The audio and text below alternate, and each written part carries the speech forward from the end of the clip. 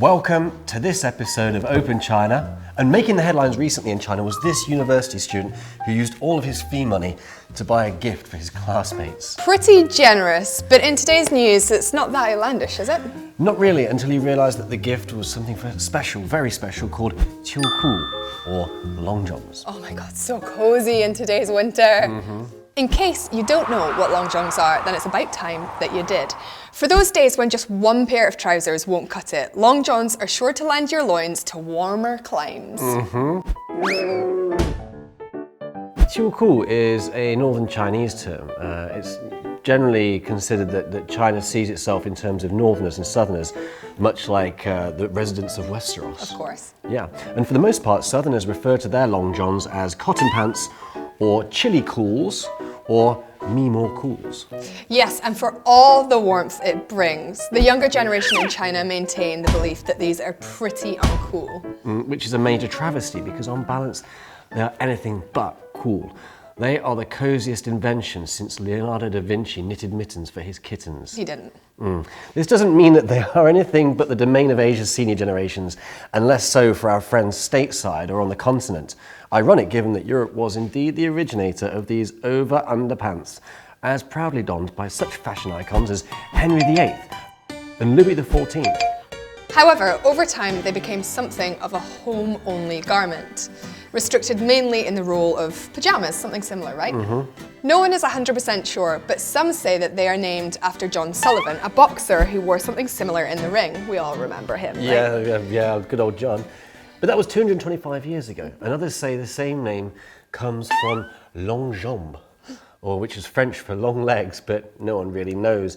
And it shall forever remain one of the great mysteries of the world.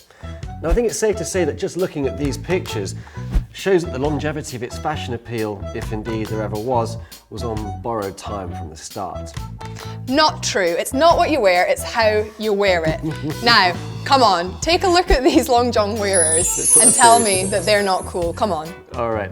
Regardless of their fashion appeal or status, long johns are an essential in the northern parts of China, where going without them during the winter has serious consequences. That's not to say our friends in the southern half of China are safe. Yes, the winters in the north may dip to temperatures of -30 or even 40, but due to the dryness of the weather there, it doesn't have the same effect as the humid cold of the south does, where just -10 is horrendous. So in the south, there's typically no central heating. People use their air conditioning, unless the sun's out. But one might often hear someone say something along the lines of, "Gosh darn, Henry, it's really rather freezing here. Should we take a walk?" I can't imagine a northerner saying that, I've got to be honest. Yeah, and there's another commonly held belief that northerners rely on heating, whereas southerners rely on body heat. AC just doesn't have the same effect as real heating, I can tell you, and it also really dries out the room. Yeah, it sucks that moisture out. That explains why southern homeware fashions are so padded, I guess. Of course, northerners are not so confined, so they get to don such adorable fashion gems as this. And if it gets too hot at home, then shorts and a t-shirt are always an option. True. Southerners are no stranger to the electric blanket and a good old thick woolen blanket.